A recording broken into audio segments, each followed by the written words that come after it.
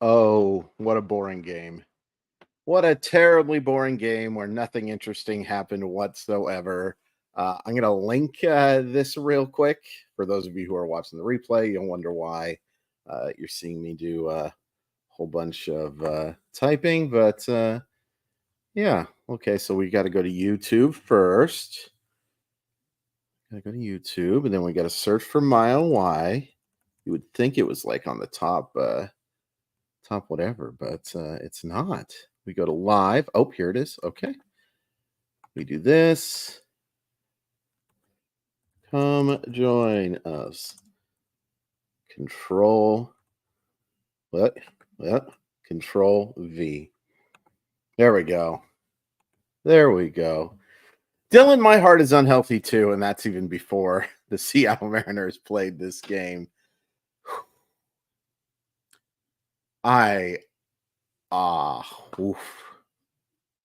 This would have been as bad of a loss in the history of Mile Y, I think. And Friday was really bad.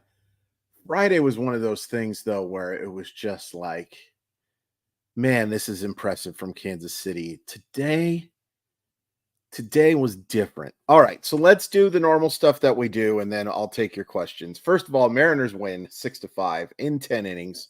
They improve to 37-30, and they salvage a game in the 3-game set against the Kansas City Royals. All right, scoring plays. J.P. Crawford once again leads off with a homer, 1-0 in the first. Not a whole heck of a lot happens. And then in the fifth, Kyle Isbell hits a sacrifice bunt, a squeeze bunt, a safety squeeze that scores. I always want to call him Felix Fermin, but Freddie Fermin to make it 1-1.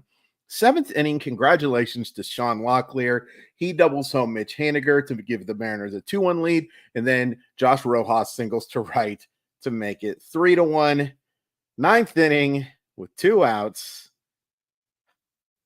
NJ Melendez just absolutely destroys a Mike Bauman pitch to tie the game at 3-3. But the Mariners get 3 in the 10th. Julio Rodriguez with 2 outs, singles to right to score Josh Rojas, and Big Dumper singles to right to score Morin Rodriguez.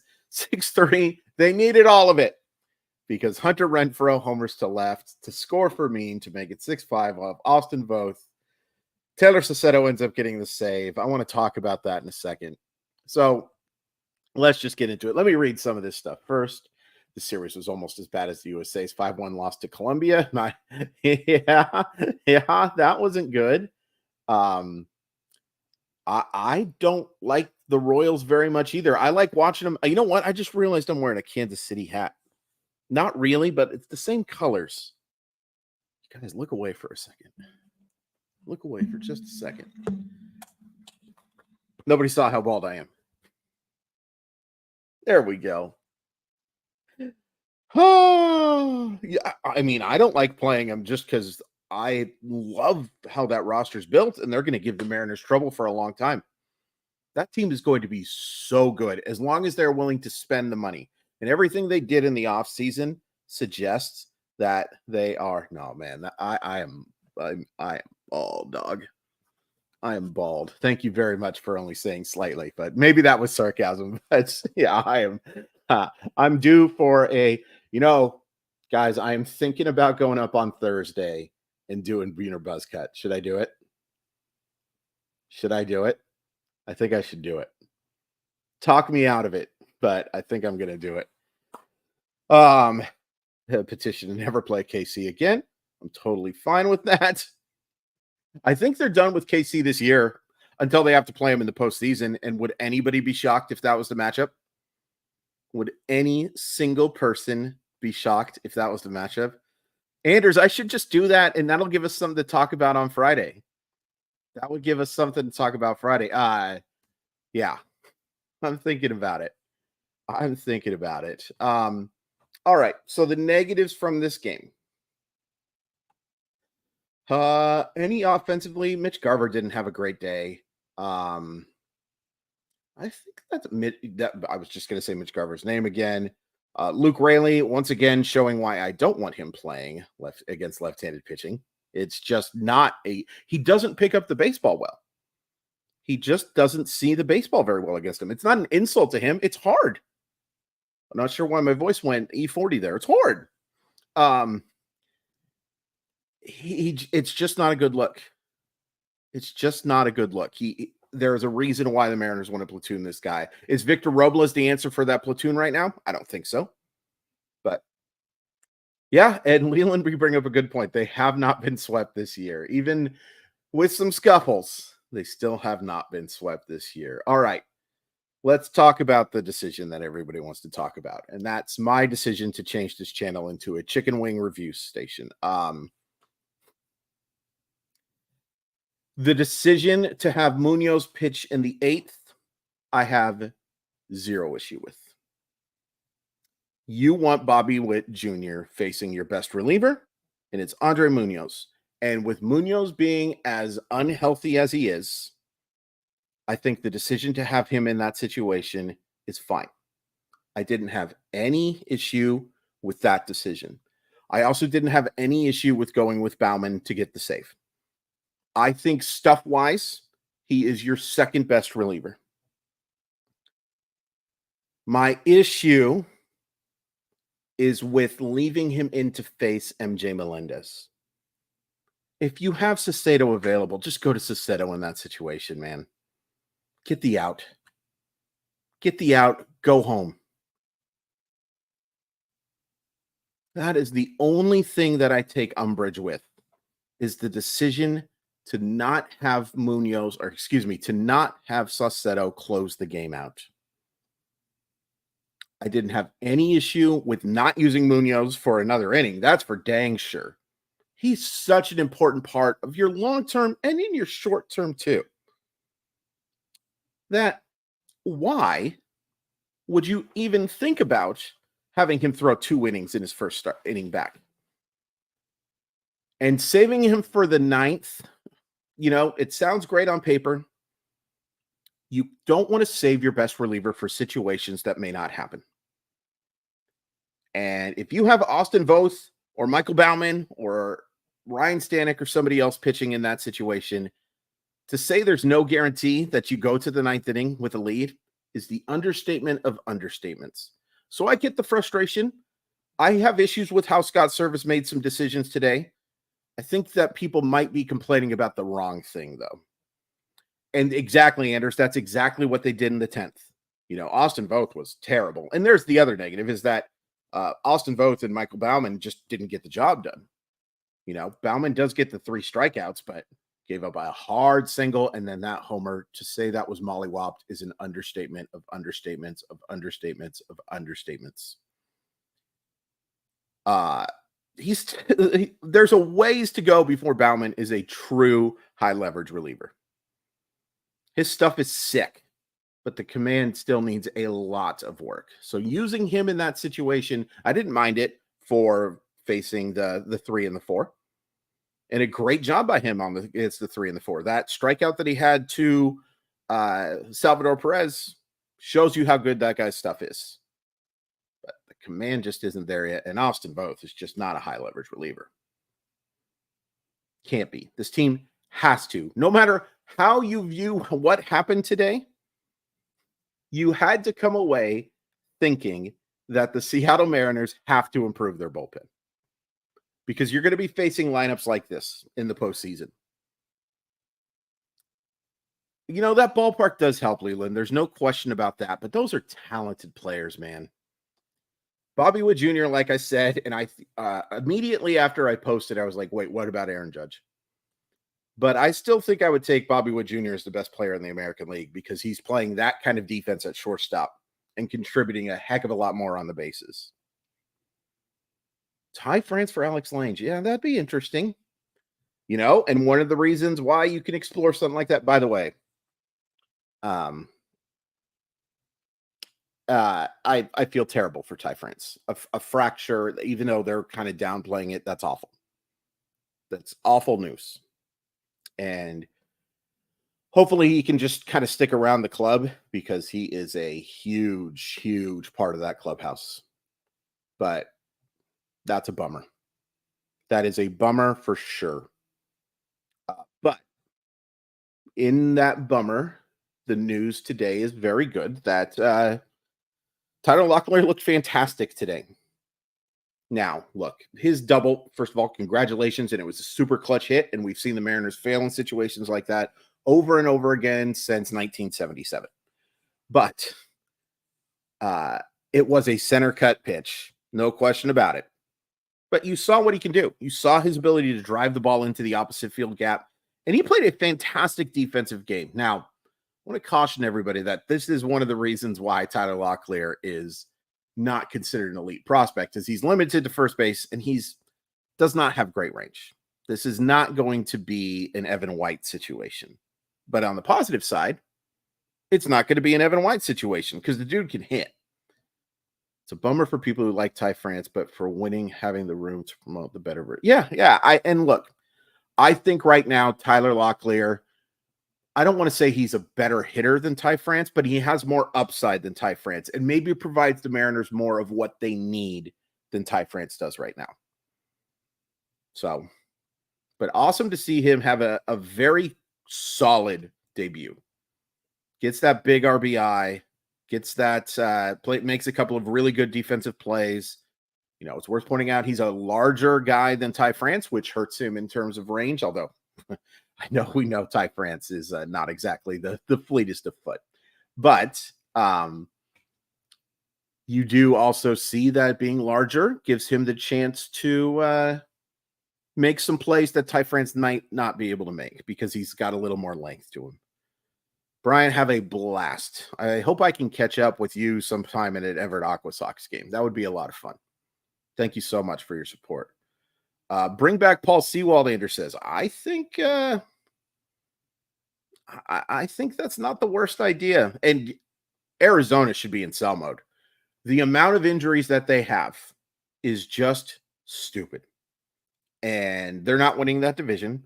It's going to be hard to win the wild card, I think, this year, even though it's a little bit down. Yeah, why not sell Paul Sewald? And you could get him for probably 50 cents of what you paid.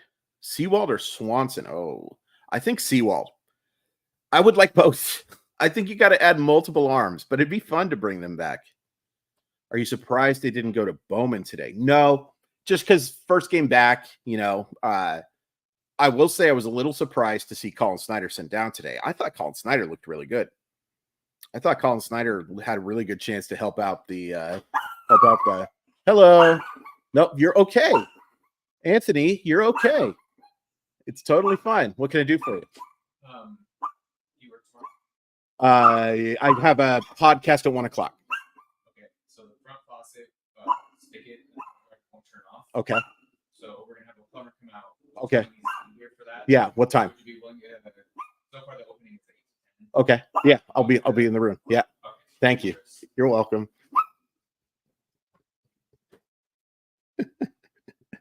Oh, that's funny. He feels so bad every time he comes in here too, and that's like the third time he's interrupted me doing one of these live things. But what can you do? Remind me, guys. 8 to 10. I need to be in the main house to wait for the plumber. Please remind me. Send me a message. What was I talking about? Oh, so yeah, I was surprised Colin Snyder got sent down. I think he can be a helper for that bullpen more than a few guys that they have up, especially Kirby Snead. But I imagine they want to go the lefty routes. I can't stop laughing. You should have seen the face of Anthony as he walked in here. Yeah, I love my brother-in-law. Did I get to watch any non-Mariners baseball today? Yep, I watched the England game, Mets and Phillies.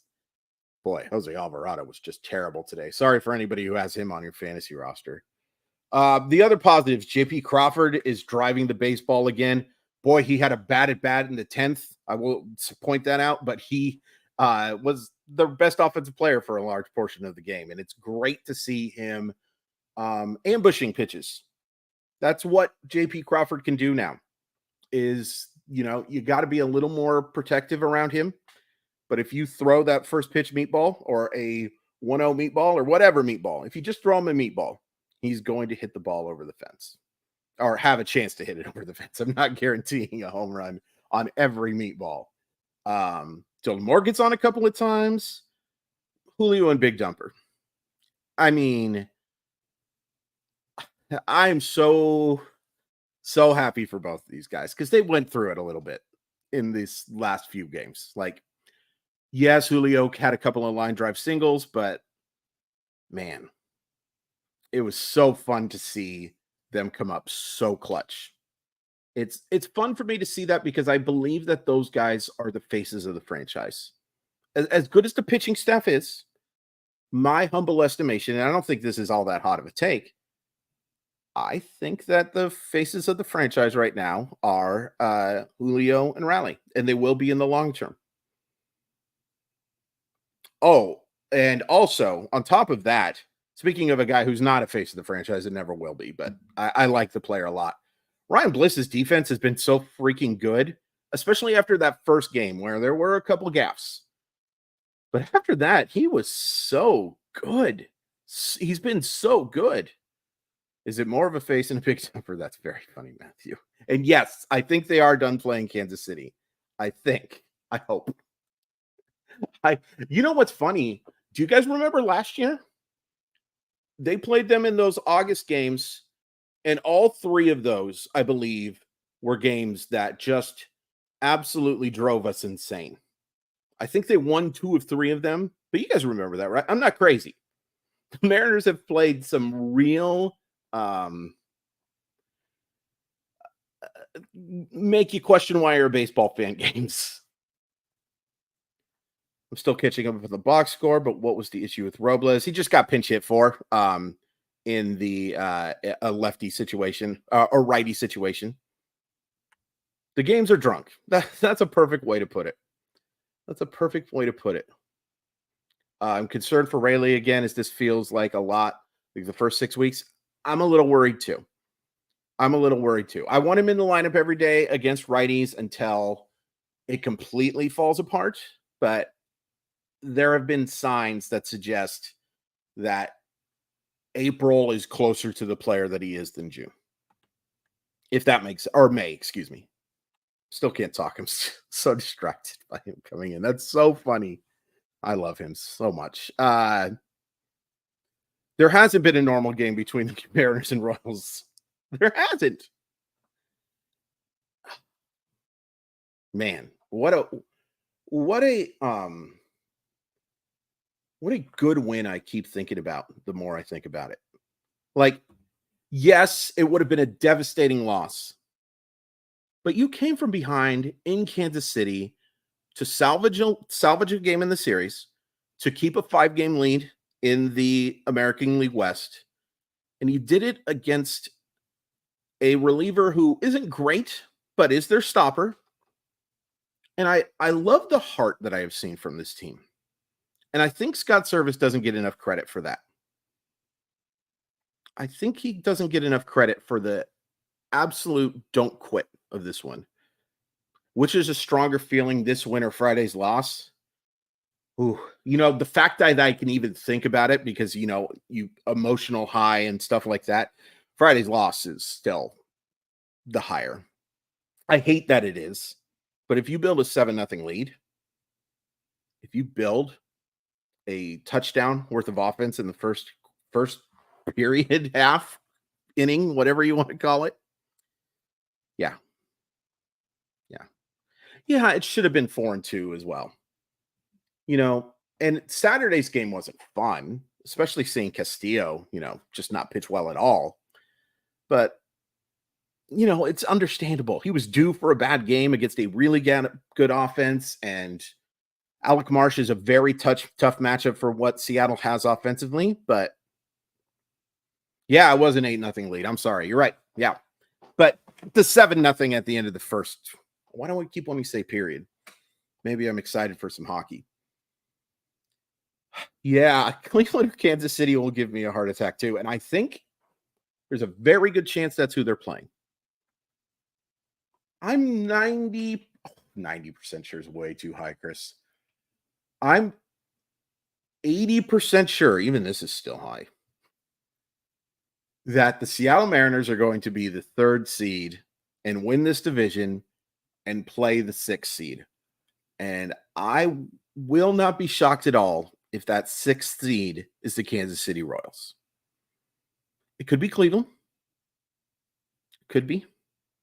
But I kind of feel like it's going to be Kansas City, and I'm already regretting going live for those games.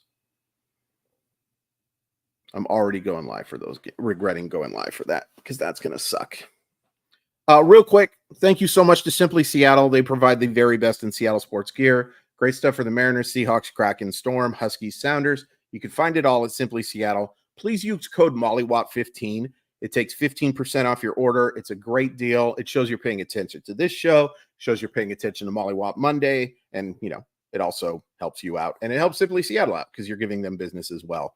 MOLLYWHOP 15 Mollywop Monday. Mollywop 15. My OY. Anything else that we really got to talk about before I look into some more of these questions? If Arizona goes sell mode, what would Ketel Marte cost? Probably quite a bit because he has one of the more team-friendly contracts. I don't think that they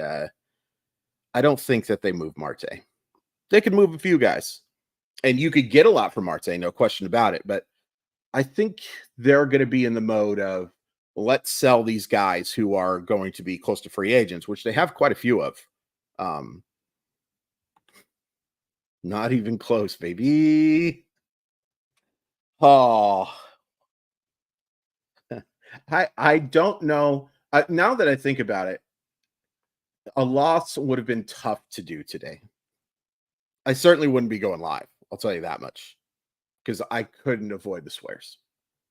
I couldn't do it. And I try really hard to keep this PG and all that stuff. If that's not incentive to get the 2 seed, I don't know what is. It's a great point, Matthew.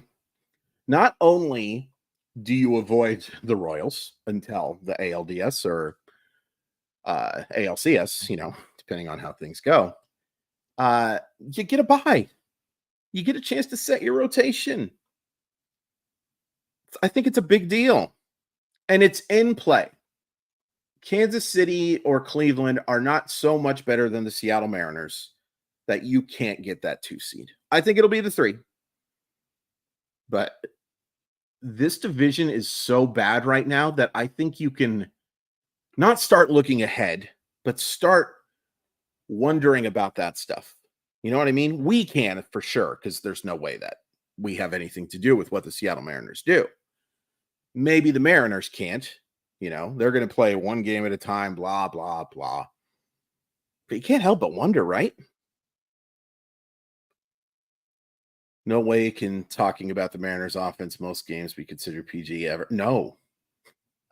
Well, Matthew, I would like to, but YouTube has this thing where they don't monetize you very much if you swear. And I love money. It's so good. It can buy you things. Otherwise, I would be... Yeah.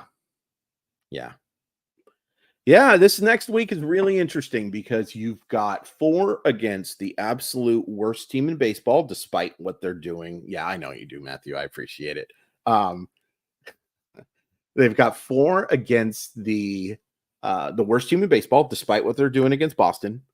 Then you got 3 against your biggest competition. All due respect to the Houston Astros, who are not, I think they're only a half game back of Texas right now. I just don't believe that Houston is for real this year.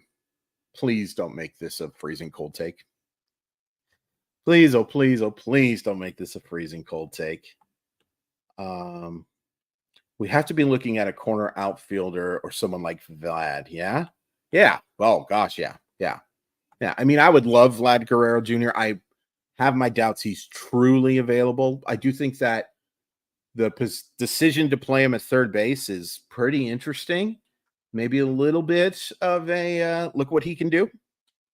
I think it's more about I feel more comfortable playing third base, and he's been a pretty darn good offensive player in his games that he's played in those ones. But corner outfield is need number 1.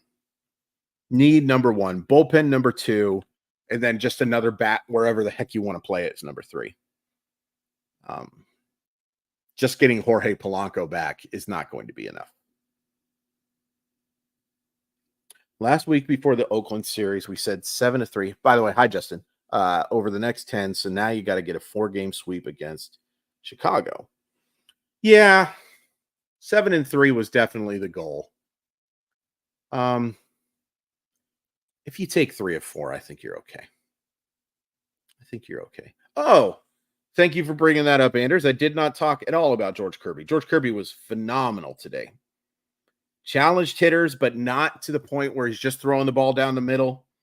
Made some big key pitches. I thought he was excellent today. Very nice job by him. And, Munoz, the velocity was down, but threw an absolutely perfect pitch to Bobby Witt Jr. Hopefully that goes up. I'm nervous. I'm nervous anytime I see a loss of velocity, especially after coming off an injury. But to answer Andrew's question, any concern that our pitching is average to below average away from home? A little bit. Now, I think some of this is just regression to the mean, that they've just been so dang good at home that they have you got to give up runs at some point. You know what I mean? Like, I think it's more of that than it is that the Mariners can't pitch away from T-Mobile. I keep wanting to say Safeco Field, but didn't think this was touched on, but Biggio DFA'd. Would he be an option? I'd give it a look. I'd rather have Kevin Biggio, to be honest, than Victor Robles or some of the other guys. I don't think it would hurt. I don't think it would hurt. Victor Robles, by the way, outside of the unbelievable error that he made, it's been a very good defensive player, and he got a big hit in that 7-run first. So I'm not like demanding he come off the roster, but I can see Kevin Biggio helping the Mariners more than Victor Robles, if I'm just being 100 with you. Where do you think Locklear lands and ranks of top fab bids by average bid among him, Adele, and Waldrop? Ooh, third. Yeah. Yeah, I would say third. I would say third just because of the maybe second. I could see Waldrop being third, but Amador should absolutely be first. For those unfamiliar, the Rockies called up Adiel Amador today, one of their best hitting prospects, if not their best hitting prospect. I like him a lot. Waldrop, so debut, but I think the stuff is really good, and Atlanta should give him a nice little chance. And then Locklear, just because he's a corner infielder, I think his bids will be a little bit different. I would love a big time bat acquisition, but honestly, this team needs 2 legit bullpen arms more than a bat right now. I would disagree with that personally. I think it's closer to equal than it should, to be fair. But I still think the offense is a bigger issue than the bullpen, which is, partially because I just believe in Andres Munoz so much, but, the injury, all that stuff. I just don't like this offense very much. I do not like this offense very much. By the way, Josh Rojas, your base running man, that really almost cost the Seattle Mariners twice, because you get picked off and you are very lucky that you weren't picked off third base. And I don't know if I could stop screaming if that would have happened in that situation. I truly don't. I would have just put the mic on mute and it would have looked something like this.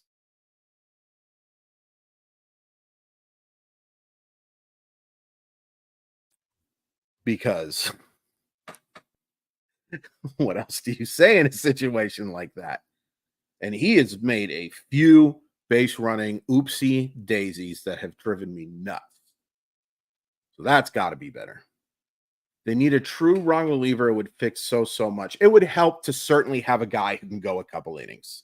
Now, Voth can do that. Unfortunately, Voth has been put into a situation where he can't be that guy. He's certainly capable of being that guy. But unfortunately, the Mariners don't have the ability to have him be their long reliever. Right now, it's Kirby Snead, I guess. It's a weirdly put together bullpen right now. Really hope they get Gregory Santos back. Because even with trades, if you can get a guy like that pitching in high leverage for yourself or for your team, I think that would be big. Did I miss anything else? I don't think I did. You can see the 6th seed being the Twins, Jacob says. Oh, yeah, me too. I could absolutely see Minnesota and Kansas City battling it out for that 6th spot. In fact, it would be fun. Unfortunately, we don't have these anymore to see like them tie and have a 1-gamer for that 6th spot.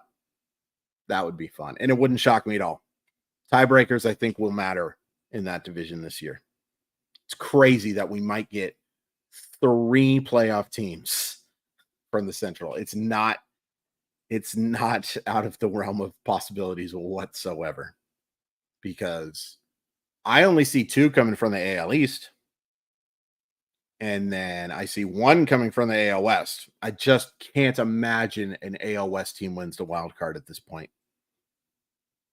So there's 3. It's either going to be Kansas City, Minnesota, one of those 2, and maybe a Tampa Bay or Toronto or something like that sneaks in. But we could have 3 AL Central teams in the postseason. Imagine me telling you that before the season. Yep, the Guardians could absolutely implode. They are they're great right now, but they are playing with fire. They are playing with fire. Gavin Williams, though, did have a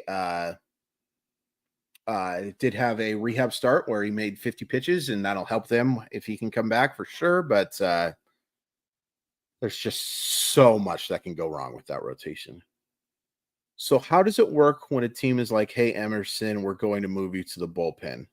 Like, how does that conversation even go down? So I've never been a part of a conversation like that, but it's usually a pretty simple one. They usually talk to the player. The player agent is often involved as well, depending on how deep that player is into their development cycle. And it's usually a pretty short one that, like, hey, to better fit the needs of this team, we're going to move you to the bullpen.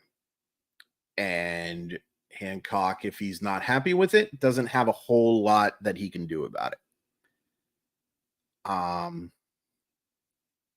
There's just not a lot of leverage that someone like Hancock could have. Now, if he was a veteran, you could say, hey, I am not willing to do this. This is what I've done my whole career. I don't want to be a bullpen guy.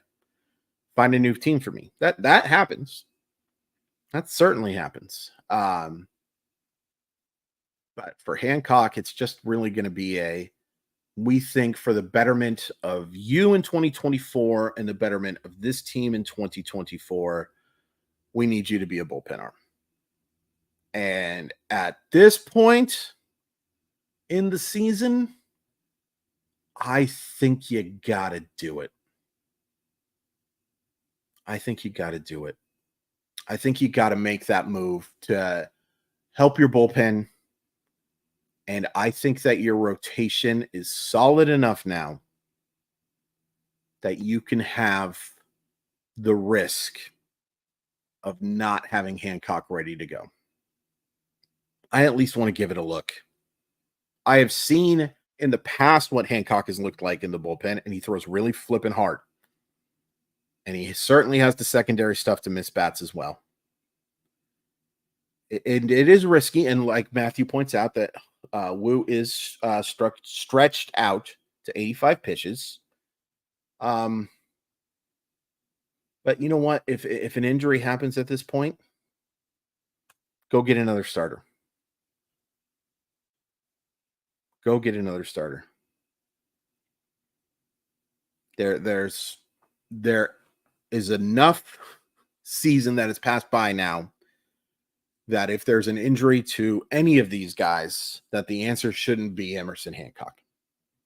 The answer should be a trade or Might be time to give Logan Evans a shot if there's a long-term injury. I wouldn't hate it. And I think Logan Evans is a better starting pitcher. Certainly a better starting pitching prospect right now, in part because Hancock's not a prospect. But long-term, I think Logan Evans has a chance to be better than Emerson Hancock. Chad, knock it off. I do not want Patrick Corbin as Seattle Mariner. But yeah, I think at this point, you move Hancock to the bullpen and you rely on this starting staff. And if you need to make the move to make this starting staff better, you go do it. I did want to point out that Robbie Ray apparently has looked fantastic in his rehab right now. I think we could regret that trade a lot. I think we could regret that trade an awful lot. Mitch Haniger just doesn't look like the guy. I'm not surprised, but Robbie Ray is a mustache. Yeah. Oh God, Robbie Ray is a mustache. Robbie Ray is someone you must stash. Yeah. Robbie Ray is in that San Francisco ballpark is going to shove. As long as he can stay healthy and as long as the command is kept to or the walks are kept to a low roar.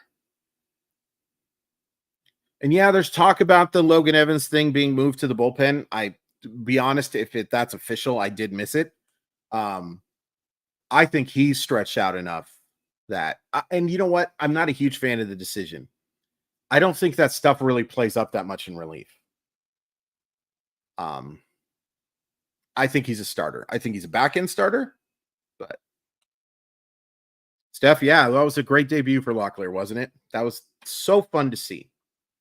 So fun to see. You know, he gets worked by Cole Reagans in the first at-bat. A lot of people get worked by Cole Reagans in at-bats. By the way, how good is that guy? If you're going to be impressed with an offensive effort where you only get one run on 6 innings, that's it. That is it. Because that guy is as good as a left-handed pitcher as there is in the American League, if not just all of baseball. DePoto spoke on Evans, so it's probably happening. And it kind of makes sense, too, like limiting the innings a little bit. I'm just curious to see how much that stuff plays up. Yeah. And I knew that part, too. Like, I looked and saw that he threw 2 innings when we were doing our whatever you want to call it, our prospect rankings.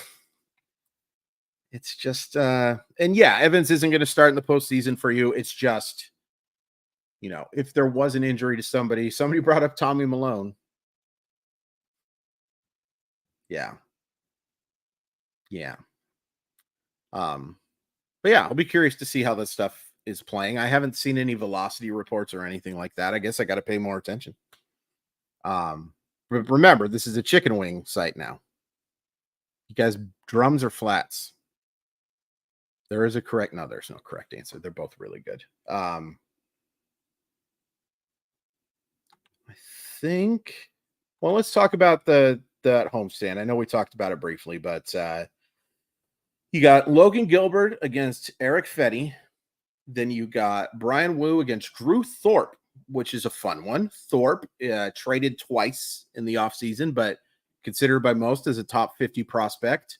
That'll be an interesting little matchup against Wu, 2 of the better under 25 starters. And then Bryce Miller against Cannon. Big advantage, Seattle Mariners. And then Luis Castillo versus Garrett Crochet. So there are some fun pitching matchups for this series. I still think the Mariners should win just because considering how good this staff has been at home and considering how god awful, even with Luis Robert back, that Chicago offense is, you should dominate that lineup and you should win 3 out of 4. Anything but 3 out of 4. And as Chad points out, we could see Garrett Crochet get moved. There has been a lot of fire there. It's insane to me. You better get the return of all returns, but Kyle Boneless, you go, you go, you go. I actually like boneless wings, but they're not wings. They're chicken nuggets. Gavin Sheets is an interesting player, Dylan. Like, he was somebody I liked at Wake Forest quite a bit. I think the fact that the outfield was such a mistake. The same thing for Andrew Vaughn, who this is the thing about taking right first baseman. But Gavin Sheets is a nice little player. He's a good approach at the plate. It's I don't think he's ever going to be a star or anything like that, but he's a nice little player. I wouldn't mind him as a Seattle Mariner. Kopech and Sheets for something, something small. Not small, but not huge.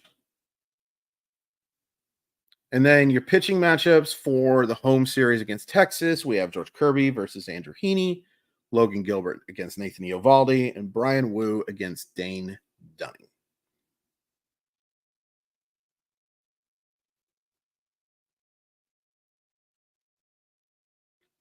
Yeah. Yeah, that'll be interesting. Such a big series. Such a big series. I don't care if it's June or February or whatever. I don't think you can overstate how big that series is. Assuming you take care of business against the White Sox, and I don't remember who Texas plays next. I'm going to look it up. But assuming you take care of business against Texas or the White Sox, you win 3 out of 4. And they've got the Dodgers up next. You could, and I'm not predicting it, but you could have a chance to go up like 8 or 9 games in the division. That's crazy. Now you got to win the games against the White Sox. You need the Dodgers. You know what it is. You know how it goes. But you could. That's crazy. That is crazy. All right. I'm starving. I'm going to go eat. Thank you guys so much. And please, just because you see all this doesn't mean I can't be hungry. Please hit like. Please hit subscribe. We're going to be doing a live chat again tomorrow for Mile Y enthusiasts. $4.99. Appreciate you joining. Totally understand if you don't. But yeah, good win. Last thing for me, do you know if the John Gray thing was just a one-time thing? It looks like it. Looks like he's going to start on Wednesday. So yeah. Thanks everybody for tuning in. This was a blast. Please hit like and subscribe before you leave. But yeah.